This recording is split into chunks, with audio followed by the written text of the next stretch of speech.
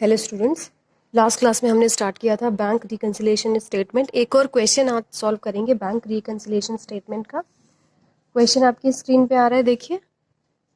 ये question last year आया हुआ क्वेश्चन है।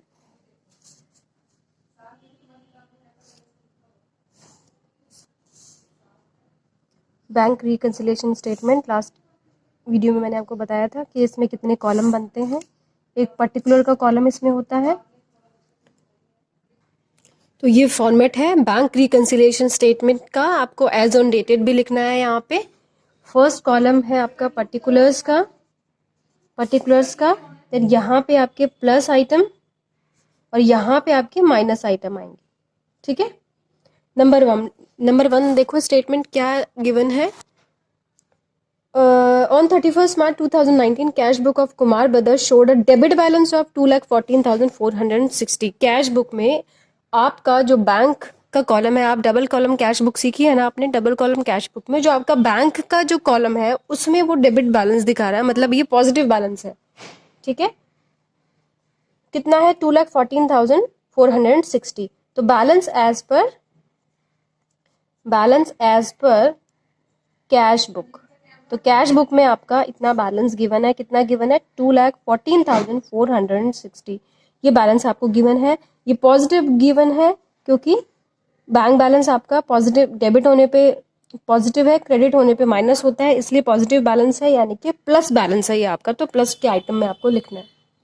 From following particulars make out of bank reconciliation statement ascertain the balance as per the passbook. अब हमें करना क्या है? अब हमें कैश बुक के अकॉर्डिंग हमारा बैंक बैलेंस हमें गिवन है, हमें पासबुक के अकॉर्डिंग अपना बैंक बैलेंस लेकर आना है, कैलकुलेट करना है। ठीक है।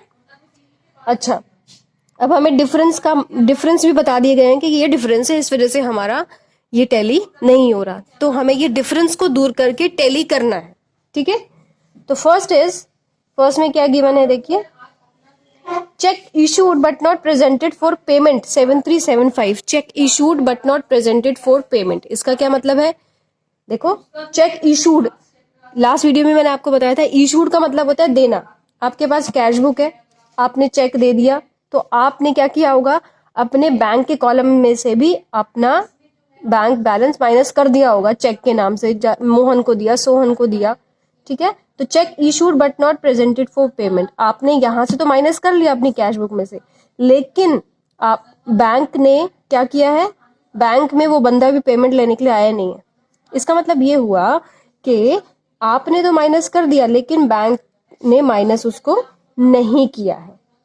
ठीक है। तो बैंक ने माइनस नहीं किया है, तो आपको टैली करना है, आपको नकल करनी है। वहां पे प्लस ऑल हो रखा है, तो आपको भी क्या करना है? प्लस करना है। तो यहाँ पे क्या लिखना है? Check issued but not presented for payment. ठीक है। तो आपने माइनस किया, बैंक ने माइनस नहीं किया, बैंक में प्लस हो रखा है, आप भी प्लस कर दो, तभी तो टैली कर पाओगे आप। ठीक है ना। तो वहां प्लस है तो आप यहाँ पे भी प्लस कर दोगे। Next is cheque paid into bank but not yet cleared. Cheque paid into bank का मतलब है चेक आपने अपने बैंक में जमा करवाए। ठीक है। Cheque paid into bank but not yet collected, समझते हैं इसको। Cheque as it is language लिख लोगे आप, cheque paid into bank but not collected but not yet collected. आपने बैंक में चेक जमा करवाया, आपने अपनी कैश बुक के बैंक कॉलम में फटाफट से उसकी एंट्री कर ली, है ना, लेकिन बैंक ने अभी आपके अकाउंट में डाला ही नहीं है। जब बैंक ने नहीं डाले हैं, बैंक हमारा प्लस नहीं हो रखा है, तो यहाँ पे भी आपको माइनस कर देना है। ठीक है।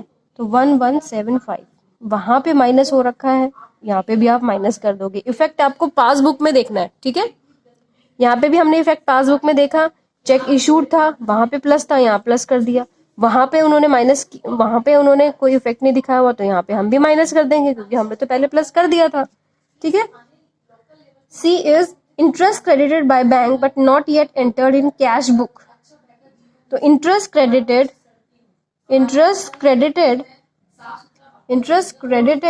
Bye bank but not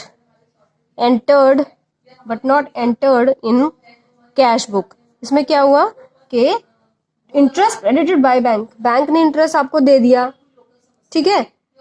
bank ने जब आपको इंटरेस्ट दिया तो आपका बैंक बैलेंस तो बढ़ गया, लेकिन आपको बाद में पता चला, फिर आपने देखा कि भाई हाँ बैंक ने प्लस किया हुआ, मैंने प्लस नहीं किया हुआ।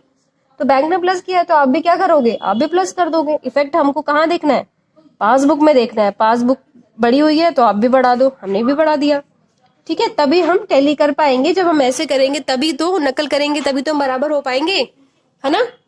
तो अब D point, bank charges debited in the passbook but not enter in the cash book. Bank ने चार्जेस लगा दिया, आपका अकाउंट माइनस कर दिया, ठीक है। तो आप भी क्या करोगे, आप भी माइनस कर दोगे। Bank charges debited, bank charges debited bye bank. Bank ने चार्ज लगा दिया, आप भी चार्ज लगा दो, आप भी माइनस कर दो। ये हमने माइनस के कॉलम में लिख दिया, ठीक है। आई बात समझ में।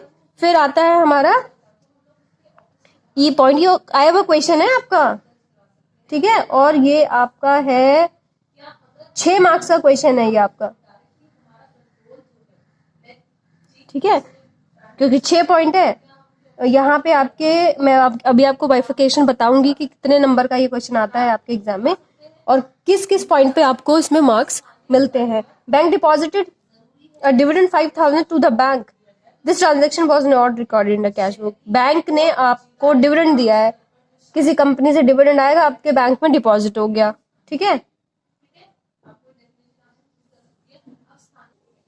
बैंक डिपॉजिटेड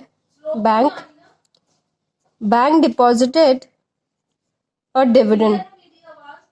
तो यहाँ पे क्या हुआ है, बैंक ने आपके अकाउंट में डिविडेंड डिपॉजिट किया, आपका बैंक बढ़ गया, ठीक है। आपको पता नहीं था, आप भी बढ़ा दो, आपको नकल मारनी है ना, वहां बढ़ा हुआ है तो आप भी बढ़ा दोगे। तो यहाँ पे हमने यहाँ पे बढ़ा दिया, ठीक है। आई बात समझ में।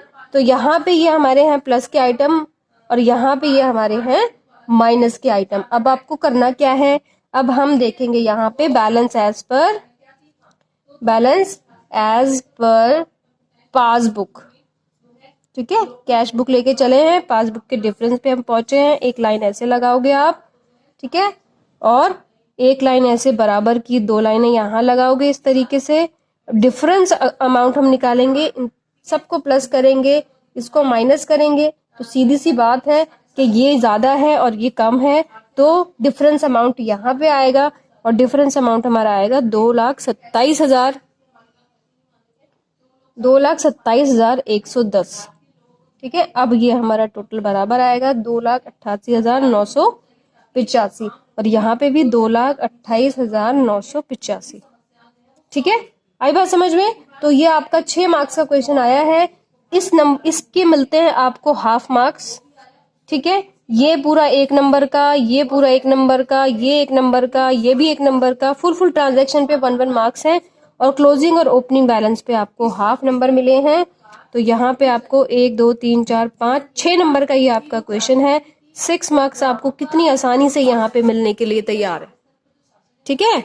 आई बात समझ में। इंडिविजुअल ट्रांजैक्शन पे 1 नंबर है और बैलेंस एज पर पासबुक और balance as per cash book लिखने के लिए आधे नंबर आपको पेपर में मिलता है। 6 नंबर का ये आपका क्वेश्चन आता है। इसमें कोई दिक्कत नहीं है, कितना आसान है ना।